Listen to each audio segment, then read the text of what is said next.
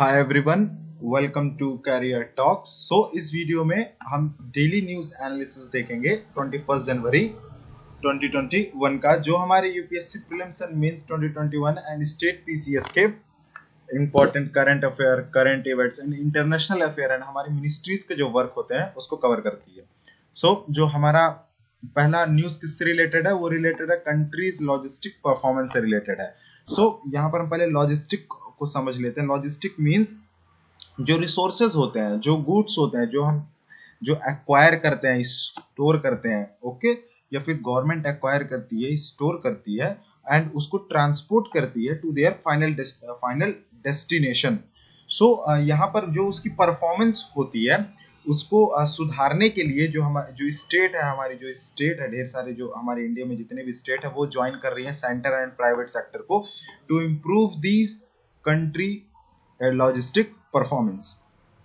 Okay, इसके लिए एक कॉन्फ्रेंस हुआ और कॉन्फ्रेंस में 18 पॉइंट एजेंडा प्रेजेंट किया गया to the state to improve this logistic performance. उनमें से जो इम्पोर्टेंट लॉजिस्टिक जो एजेंडा है वो हम डिस्कस कर लेते हैं। The first one is simplification of the approval for warehouse, facilitation for warehouse development, then the reducing burden on truck movement and the addressing shortage of truck drivers.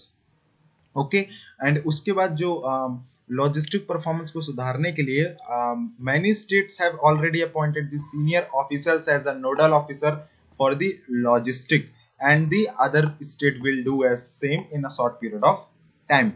and एक state level coordination committee form की गई for the logistic. Okay, and the centre जो ministry है वो looking after the transportation, they will appoint a state nodal officer to coordinate with the states. Okay, ये logistic performance को सुधारने के लिए जो मैनेजमेंट है जो हमारी गवर्नमेंट कर रही है।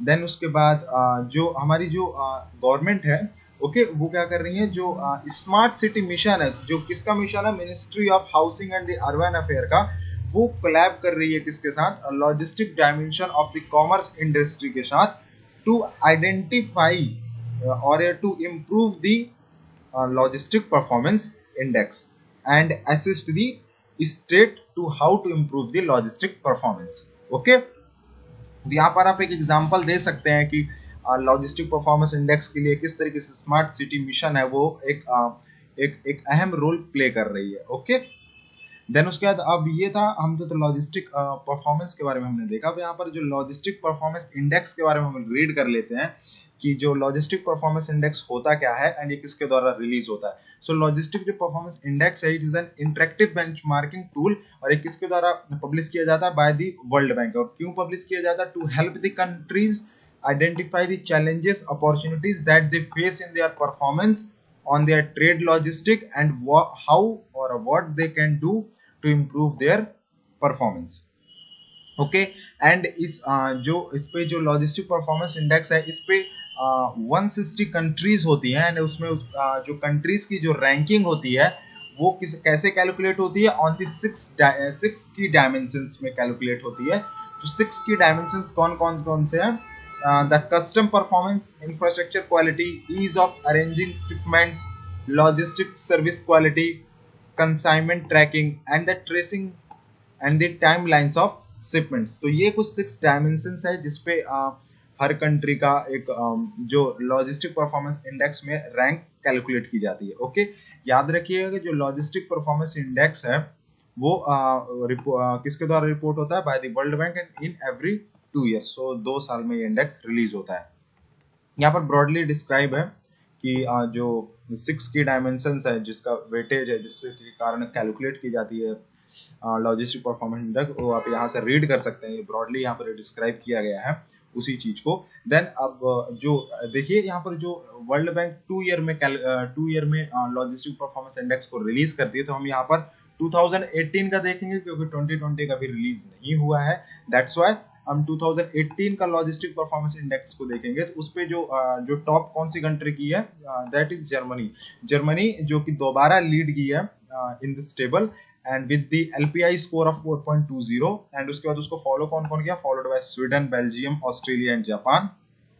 एंड दी नोट दैट जो एलपीआई का जो स्कोर है, logistic performance index score of high income countries are 48% higher than in the lower income countries. Okay, अब यहाँ पर स्टेट क्यों कोलैब कर रहा है, क्यों वर्क कर रहा है सेंटर एंड प्राइवेट सेक्टर के साथ, क्यों जो हमारी जो गवर्नमेंट की अप्रोच है वो लॉजिस्टिक को सुधारने में क्यों है।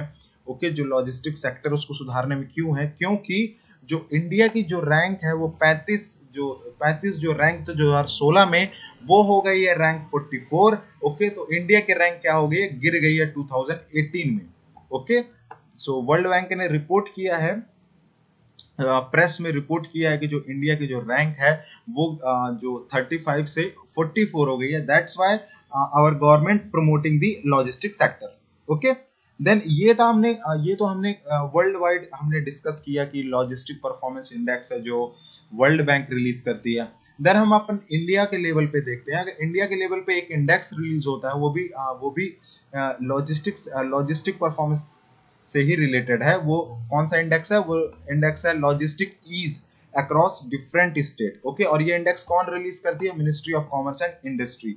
इसके अंदर 8 पैरामीटर्स है जिसमें हम जो स्टेट्स हैं, हमारे जो डिफरेंट स्टेट्स हैं, उनको वो पैरामीटर्स को देख के उनकी रैंक डिसाइड होती है। तो वो 8 पैरामीटर्स क्या है उस लीड्स इंडेक्स के, that 8 parameters are infrastructure, trucks, trace, services, timelines, competitiveness of pricing, operating environment, safety of cargo and the regulatory process.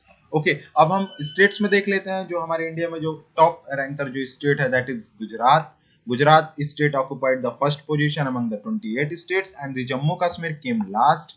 Okay, and the second place किसके द्वारा ऑक्युपाई किया गया, by the Punjab, with followed by the Andhra Pradesh, Karnataka and the Maharashtra. And union territory में दमन and Diu है जो उन्होंने first position occupy किया है स्टेट ने। देन द हिली स्टेट में त्रिपुरा है जिन्होंने hits the first position, followed by the Mizoram and the Meghalaya. तो ये था logistic is across different states जो एज अ इंडिया लेवल पे जो इंडेक्स रिलीज होता है, जो ministry of commerce and industry release करती है, जैन एवरी 2 ईयर में रिलीज करती है लॉजिस्टिक परफॉर्मेंस इंडेक्स जो वर्ल्ड बैंक द्वारा रिलीज होता है उसमें। देन हमने लॉजिस्टिक परफॉर्मेंस इंडेक्स के बारे में रीड किया, देन उसके की डायमेंशंस के बारे में रीड किया। देन हमारा जो नेक्स्ट जो हमारा न्यूज है वो रिलेटेड है नेशनल डिजास्टर रिस्पांस फोर्स से रिलेटेड है, जिन्होंने सेलिब्रेट किया है it's 16th foundation day. So national disaster response force actually में है क्या, national disaster for RF, national disaster response force और NDRF is made up of 12 battalions and each battalion consists of 1149 personnel. Okay, याद रखिएगा कि जो NDRF किसके द्वारा कॉन्स्टिट्यूट की गई है, by the disaster management act of 2005। Okay, जो बिल था, जो बिल पहले सबसे पहले जो डिजास्टर मैनेजमेंट पहले बिल आया था 2005 में, जो पहले पास किया गया, देन उसको एसेंट मिला और ये फिर ये बिल एक्ट बना। ओके, और जो एनडीआरएफ है वो कॉन्स्टिट्यूट हुआ किसके द्वारा, डिजास्टर मैनेजमेंट एक्ट 2005 के द्वारा। Okay, and note that the NDRF carries out rescue and the relief operations during a natural disaster. And याद रखिए कि जो एनडीआरएफ है वो ऑपरेशंस ड्यूरिंग नेचुरल डिजास्टर नहीं करती, but also respond to nuclear, biological and the chemical disasters too. और NDRF ने अभी तक 73 ऑपरेशंस हमारे कंट्री में किए हैं, जिसमें से उन्होंने 1.3 लाख ह्यूमन लाइफ्स को सेव किया है। ओके, अब एनडीआरएफ के चेयरमैन कौन है, so head of the chairman is designated as the directorate general. So जो एनडीआरएफ का जो हेड होता है उसको डेजिग्नेट करते हैं as designated as the directorate general, और यूजुअली एक आईपीएस ऑफिसर ही एनडीआरएफ का हेड बनता है।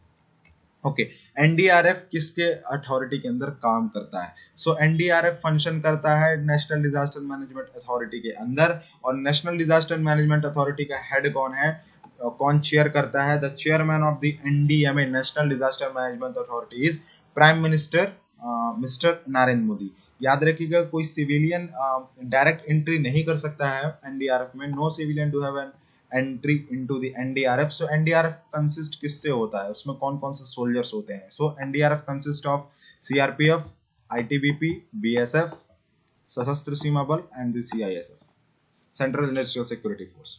ओके, सो ये था एनडीआरएफ के बारे में। देन हमारा जो अगला न्यूज है वो किससे रिलेटेड है, वो रिलेटेड है anti cancer therapy using the transgenic zebrafish. So transgenic zebrafish के मॉडल को यूज करके एंटी कैंसर थेरेपी बनाई जा रही है या इस पर वर्क कर रही है हमारी department of science and technology. So हम सबसे पहले हम एक इंपॉर्टेंट टर्म यहाँ पर समझ लेते हैं, that is angiogenesis. So angiogenesis क्या होता है? एंजियोजेनेसिस होता है is a psychological process through which a new blood vessels form. Okay, एक साइकोलॉजिकल प्रेशर है, जहाँ साइकोलॉजिकल प्रोसेस है, ओके जहां पर से एक नया ब्लड वेसल फॉर्म होता है from the pre existing vessels. जो पहले से एक वेसल है जो एग्जिस्ट है, उससे एक नया न्यू ब्लड वेसल फॉर्म होता है, ओके उसको कहते हैं angiogenesis. And note that the angiogenesis continue the growth of vasculature by the process of sprouting and the splitting। Okay so angio के कारण ही, angio is the process okay by which a new blood vessels form and allowing the delivery of oxygen and the nutrition to the body tissue. Okay and आप note कर लीजिए कि जो angiogenesis है, जो एंजियोजेनेसिस है is a critical in a growth of cancer. So angiogenesis क्या है? Is a critical in the growth of cancer because the tumour needs blood supply to grow. Okay and why the tumor needs blood supply to grow because, और ये किस तरीके से cancer को फैलाता है या फिर ग्रो करता है, एज द जैसे tumour trigger the growth of blood cell by giving off a chemical signal. Okay so tumour क्या करता है? Triggering the growth of blood cell by giving off a chemical signal and that stimulate the angiogenesis. और इस तरीके से angiogenesis क्या होता है? स्टिमुलेट होता है। और जैसे ही एंजियोजेनेसिस स्टिमुलेट होता है, it become an critical in the growth of cancer. So ये किस तरीके, सो एंजियोजेनेसिस एक तरीके से कैंसर का कारण बन जाता है, ठीक है। क्योंकि एंजियोजेनेसिस क्या होता है? एक जो ब्लड वेसल है, जो हमारे प्री एग्जिस्टिंग ब्लड वेसल से एक नया ब्लड वेसल्स बनता है, ओके एंड इस तरीके से और ब्लड वेसल्स बढ़ते जाता है। ओके सो हमने यहाँ पर रीड किया कि जो angiogenesis is critical in the growth of cancer and because the tumour needs blood supply to grow. And आप इसे अच्छे से समझ लीजिए। एंड जो ट्यूमर होता है, ट्यूमर जैसे ही ब्लड के जो सेल्स है उसको ट्रिगर करता है by giving a chemical signal, it stimulate the angiogenesis and जैसे एंजियोजेनेसिस स्टिमुलेट होता है, it become critical in the growth of cancer. Okay and याद रखिए कि deregulation of angiogenesis is the main reason for the tumour growth and progression. अब याद रखिए कि जो सारे ट्यूमर होते हैं वो कैंसरस नहीं होते, कुछ ट्यूमर होते हैं जो कैंसरस होते हैं, कुछ कैंसरस नहीं होते। तो यहाँ पर हमारे जो साइंटिस्ट ओके तो वो क्या कर रहे हैं? Inhibition of tumour genesis has become a popular anti cancer strategy. So anti cancer strategy यहाँ पर कैंसर को बीट करने के लिए यहाँ पर हमारे जो साइंटिस्ट हैं उन्होंने क्या वर्क वहाँ पर ट्यूमर जेनेसिस को रोकने का एक वर्क किया है। Okay so inhibition of tumour angiogenesis has become a popular anti cancer strategy okay after the chemotherapy. So हमारे जो department of science and technology ने फाइंड किया था कि नाइट्रिक ऑक्साइड होता है जो play a key role in switching off the angiogenesis under a tumour micro environment. So tumour को रोकने के लिए जो नाइट्रो ऑक्साइड है वो एक इम्पॉर्टेंट रोल प्ले कर रहा है to switching off the angiogenesis. Okay and यहाँ पर जो हमारी जो इंस्पायर की जो फैकल्टी है ओके जो department of science and technology के अंडर जो इंस्पायर फैकल्टी है जो इस पे वर्क कर रही है, उन्होंने क्या किया? उन्होंने working to develop a transgenic zebrafish okay model to working develop a transgenic zebrafish model. इस मॉडल को क्यों यूज कर रहे हैं? To further study to compensatory angiogenesis mechanism in the tumour micro environment. Okay and जो ये transgenic zebrafish है जो डेवलप किसके द्वारा हो रहा है? By the use of CRISPR और CS9 जीन एडिटिंग। ओके इसके द्वारा इसकी मदद से ट्रांसजेनिक जेब्राफिश को डेवलप कर रहे हैं एंड इससे क्या होगा? इससे एंजियोजेनेसिस के मैकेनिज्म को स्टडी करेंगे to further study the angiogenesis mechanism in the tumour micro environment. Okay यहाँ पर ट्रांसजेनिक जेब्राफिश जो मॉडल है इसका यूज क्यों किया गया? Because it's rapid development because of this rapid development, optical transparent, high yield in offspring, easy techniques for forward and the reverse gene manipulation. इसलिए यहाँ पर ट्रांसजेनिक जेब्राफिश मॉडल को यूज कर रहे हैं और यहाँ पर उसको उस पर वर्क कर रहे हैं। ओके, एंड इसको जो ट्रांसजेनिक जेब्राफिश है इसको किससे डेवलप किया जा रहा है इस मॉडल को, by the use of CS9 gene editing tool. Okay, and किस लिए, to study the angiogenesis mechanism. Okay, and यहाँ पर हमने नाइट्रस ऑक्साइड के बारे में पढ़ा कि एक अच्छा रोल प्ले करता है for switching off the angiogenesis. हमने एंजियोजेनेसिस को बारे में रीड किया। देन उसके बाद किस तरीके से एंजियोजेनेसिस एक क्रिटिकल या बूस्ट करता है for the growing of cancer, and यहाँ पर एक ट्यूमर क्या रोल प्ले कर रहा है यहाँ पर। ओके, देन ये था हमारा पहला हमने न्यूज़ जो इस पर रीड किया जो एंटी कैंसर थेरेपी के बारे में। देन हमारा जो नेक्स्ट न्यूज़ है वो नीति आयोग से रिलेटेड है। नीति आयोग ने रिलीज किया है second edition India innovation index, उसको हम समझ लेते हैं। ओके, हमने इसका फर्स्ट एडिशन जो कि अक्टूबर 2019 में लॉन्च किया था उसको हमने रीड कर लिया है। उसको हमने कल रीड किया है, आप उसे वहां से रीड कर सकते हैं। इसमें हम सेकंड एडिशन रीड करेंगे इंडिया इनोवेशन इंडेक्स का। ओके, जो नीति आयोग रिलीज करती है।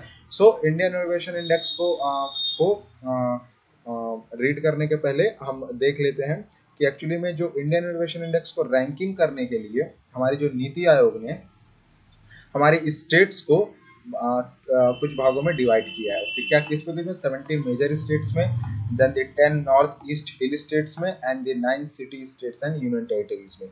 और इनमें इसको क्यों डिवाइड किया हमारे पूरे स्टेट्स को, for effectively comparing their performance. उनकी हर स्टेट के परफॉर्मेंस को कंपेयर करने के लिए नीति आयोग ने 17 major states, 10 north east state and the north east and the hill state and the 9 city state and union territory में ब्रॉडली डिवाइड कर दिया है। Okay, for comparing their performance. अब यहाँ पर जो मेजर स्टेट में टॉप किसने किया है, कर्नाटक ने किया। Karnataka occupied the top positions and note that Karnataka have the high foreign direct investment inflow and which has also enhanced the innovation capability of the state. Okay, so ये था major state के बारे में। मेजर स्टेट में जिन्होंने कर्नाटक ने rank किया है। एंड याद रखिए कि जो महाराष्ट्र जो है वो क्या हो गए हैं, थर्ड पोजीशन पे आ गए हैं। पहले क्या था, महाराष्ट्र सेकंड, पहले पे कर्नाटक था, दूसरे पे महाराष्ट्र था और तीसरे पे तमिलनाडु था। ये 2019 के अकॉर्डिंग। लेकिन 2020 में क्या हुआ है, कर्नाटक फर्स्ट पे है, देन तमिलनाडु सेकंड पे और महाराष्ट्र तीसरे पोजीशन पे आ चुका है। तो ये हमने 17 मेजर स्टेट्स के बारे में देखा कि फर्स्ट में कर्नाटक, सेकंड में महाराष्ट्र, थर्ड में Tamil Nadu. Okay, then the second one is UT, union territories and states. आप यहाँ पर देख लीजिए यूनियन टेरिटरीज एंड स्टेट में दिल्ली जो है टॉप रैंकर 1 है। Then the north eastern and the hill state के अंदर हिमाचल प्रदेश है जिन्होंने टॉप रैंक किया है। ओके, एंड यहाँ पर देख लीजिए सबसे पहले कर्नाटक है, देन सेकंड में महाराष्ट्र है, देन थर्ड में तमिलनाडु है। ओके, सेकंड नंबर पे महाराष्ट्र है यहाँ पर, आप नोट कर लीजिए, एंड थर्ड पे तमिलनाडु है। सो ये था दिल्ली यूनियन टेरिटरी के अकॉर्डिंग। यूनियन टेरिटरी में दिल्ली ने टॉप रैंक किया है। And then the north east and hill state category में हिमाचल प्रदेश ने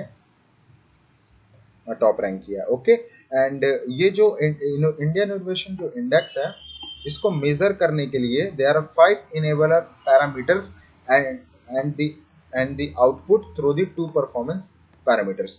सो जो इनोवेशन इनपुट को मेजर करने के लिए there are 5 enabler parameters and the 2 performance parameters. जो 5 इनेबलर पैरामीटर्स वो कौन कौन से हैं, that is the human capital, investment, knowledge workers, business environment, safety, legal environment.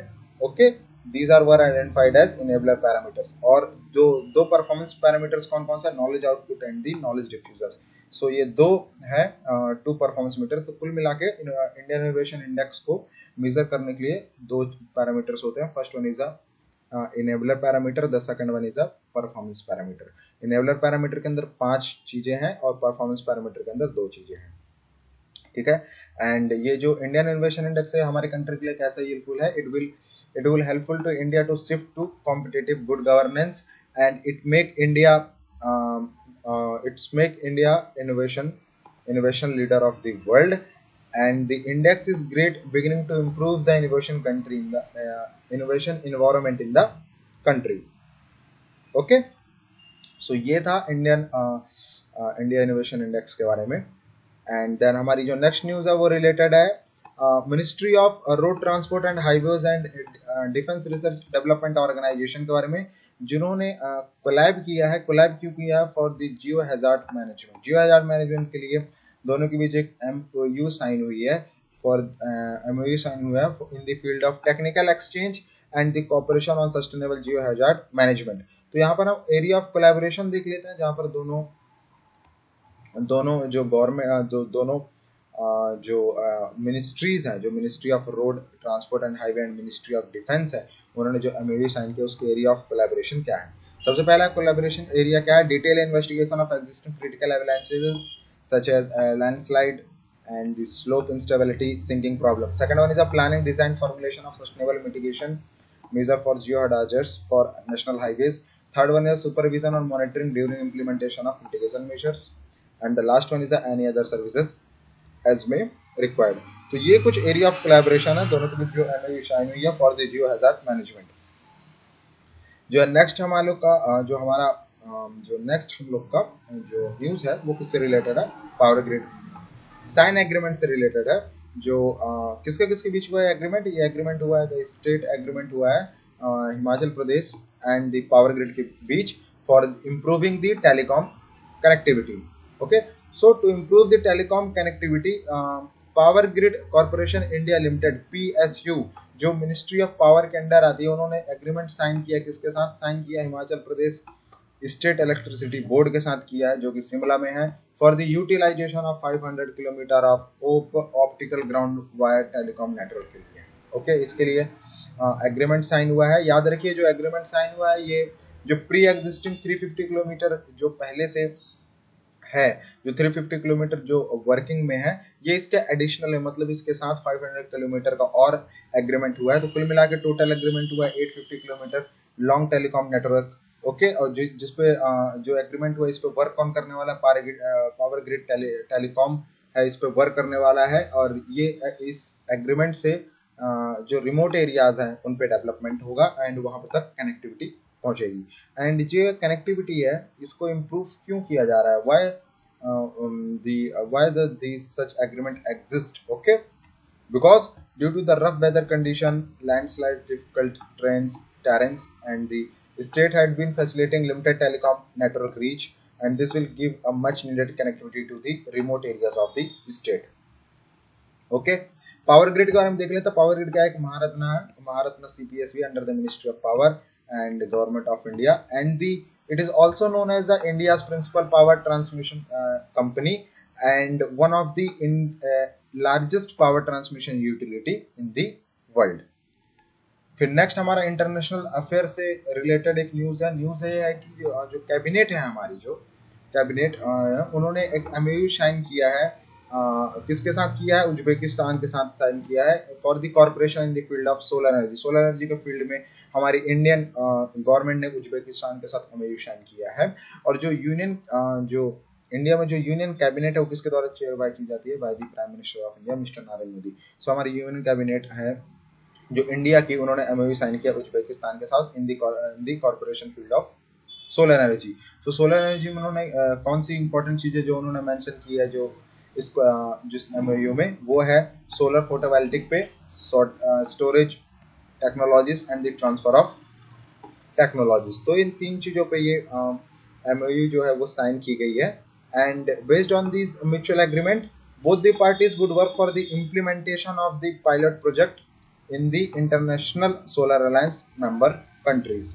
सो ये था इंडिया उज्बेकिस्तान के बीच में जो रिलेशन, जिसपे उन्होंने जो MOU साइन किया है सोलर एनर्जी के बारे में। आप यहाँ पर से सोलर फोटोवोल्टिक के बारे में थोड़ा ध्यान दीजिएगा और इसे प्रॉपर तरीके से और अच्छे से रीड कर लीजिएगा। ओके, देन द लास्ट हमारा जो न्यूज़ है वो रिलेटेड है एसेट मोनेटाइजेशन से रिलेटेड है, जो मिनिस्ट्री ऑफ डिफेंस ने इसे रिलीज किया है जो एसेट मोनेटाइजेशन पे। तो सबसे पहले हम देख लेते हैं कि जो मीटिंग है ये किसके द्वारा ऑर्गेनाइज की गई थी? Organise by the department of investment and the public management, partnership with the World Bank. Okay, and यहाँ पर हम देखते हैं एसेट मोनेटाइजेशन एक्चुअली में है क्या। Asset monetisation means the process of converting assets into an economic value is termed as asset monetization. So asset monetization क्या है? Process of converting asset into an economic value is called asset monetization. और अगर हम दूसरे term में अगर इसको read करते हैं तो asset monetization involves creation of new resource of revenue by unlocking a value of hitherto unutilized underutilized public asset. तो ये है डेफिनेशन एसेट मोनेटाइजेशन का। अब यहाँ पर जो एसेट मोनेटाइजेशन किसका किया जा रहा है, किस एसेट का मोनेटाइजेशन किया जा रहा है। ओके, सो एसेट मोनेटाइजेशन किसका किया जा रहा है? ऑफ नॉन कोर एसेट का। नॉन कोर एसेट क्या होते हैं? Non core asset are the asset that are either not essential और simply no longer used in a company's business operation, so these are called non asset. Okay, non-core asset, and non-core asset are often sold when a company needs to raise the cash. Okay, and some businessmen sell their non-core asset in order to pay the down debit. Okay, अब ये asset जो monetization जो हमारी ministry of defence इस पे जो work कर रही है, सो ये किस लिए कर रही है, हमारी इकोनॉमी के लिए किस तरीके से हेल्पफुल है, जो अगर किस लिए हेल्पफुल है? After monetising the asset it is a major source of revenue and it will improve a public finance as well as create a robust ecosystem for the industrial expansion. Okay, इसलिए non core asset को monetise कर रही है। Okay, then हमने यहाँ पर definition देखा asset monetization का क्या होता है। देन हमने जो इम्पोर्टेंट न्यूज़ है जैसे इंडिया उज्बेकिस्तान के बारे में हमने कवर किया। देन उसके बाद हमने पावर ग्रिड साइन जो एग्रीमेंट हिमाचल प्रदेश के साथ उसके बारे में हमने पढ़ा। Then ministry of road transport and DRDO के बीच जो एग्रीमेंट हुआ जियो हेडाज मैनेजमेंट, उसके बारे में रीड किया। इंडिया इनोवेशन इंडेक्स के बारे में हमने रीड किया, इसको जो सेकंड इंडेक्स जो नीति आयोग रिलीज करता है। देन उसके बाद एंटी कैंसर थेरेपी के बारे में रिलीज किया, इसमें जो एंजियोजेनेसिस है जो एक मेजर रोल प्ले करता है फॉर कैंसर, एंड उसमें ट्यूमर के बारे में हमने रीड किया कि ट्यूमर किस तरीके से एंजियोजेनेसिस को स्टिमुलेट कर देता है, किस तरीके से एंजियोजेनेसिस को बढ़ा देता है और उस एंजियोजेनेसिस एक रीजन बन जाता है for critical growth in the growth of cancer, उसके बारे में हमने रीड किया। उसके बाद हमने यहाँ पर नाइट्रिक ऑक्साइड के बारे में रीड किया, किस तरीके से जो ट्यूमर होता है जो प्रोवाइड करता है सिग्नल ब्लड सेल को, उसको स्विच ऑफ किस तरीके करता है, किस तरीके से एंजियोजेनेसिस को ऑफ कर देता है। ठीक है, इस तरीके से क्या होता है, एंजियोजेनेसिस स्टिमुलेट नहीं होता, इसके बारे में हमने पढ़ा। देन हमारे जो साइंटिस्ट है उन्होंने ट्रांसजेनिक जेब्राफिश मॉडल यूज किया है, यूज कर रहे हैं, मतलब they are working to develop. Okay, they are working to develop the transgenic zebrafish and किससे? By the use of CS9 gene editing tool. और ये किस लिए कर रहा है? फॉर फर्दर स्टडिंग ऑफ जियोनेसिस। ओके, एंड जियोनेसिस मॉडल को क्यों यूज कर रहे हैं, हमने इसके बारे में रीड किया। देन उसके बाद हमने नेशनल डिजास्टर रिस्पांस फोर्स के बारे में रीड किया, एंड देन हमने लॉजिस्टिक परफॉर्मेंस इंडेक्स के बारे में as a global basis read किया। देन हमने इंडिया बेसिस रीड किया। तो ये थे पूरी इंपॉर्टेंट न्यूज एनालिसिस। एंड अगर आपको इसकी पीडीएफ चाहिए तो आप हमारे डिस्क्रिप्शन बॉक्स से डाउनलोड कर सकते हैं। And if you like the video then subscribe our channel to get the daily info of DNA, daily news analysis. Thank you.